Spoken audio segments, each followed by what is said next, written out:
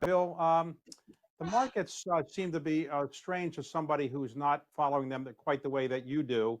The economy seems to be in a recession, a fairly deep recession, yet the market is almost where it was when we started this recession. Can you explain that? Why the market seems to be so much higher than the economy is? Sure. So, when people talk about the market, they talk about either the Dow or the S&P 500. And the S&P 500 is a market cap weighted index. And what's interesting or fortunate and unfortunate about the crisis is it affects different companies differently. And the more dominant large cap, companies, the stronger the balance sheet, the stronger the market position. Those businesses are huge beneficiaries of the crisis.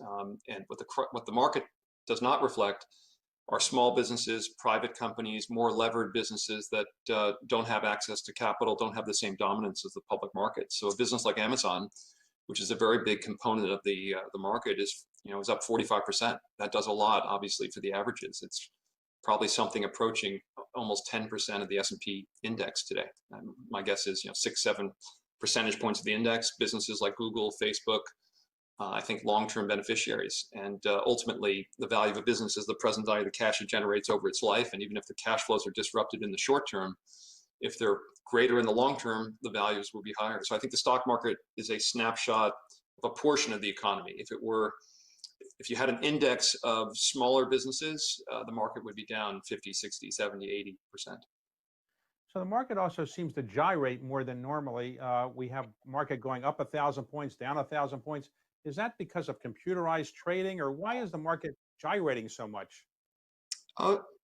Again, the market is a discounting mechanism, and people's estimates of the future have been very volatile. How long is the crisis going to go on for?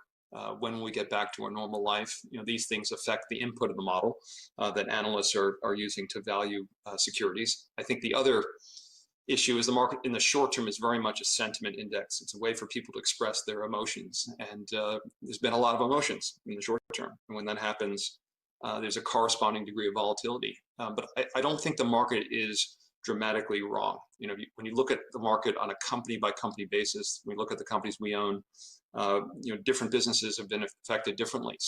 Many businesses will be long-term beneficiaries.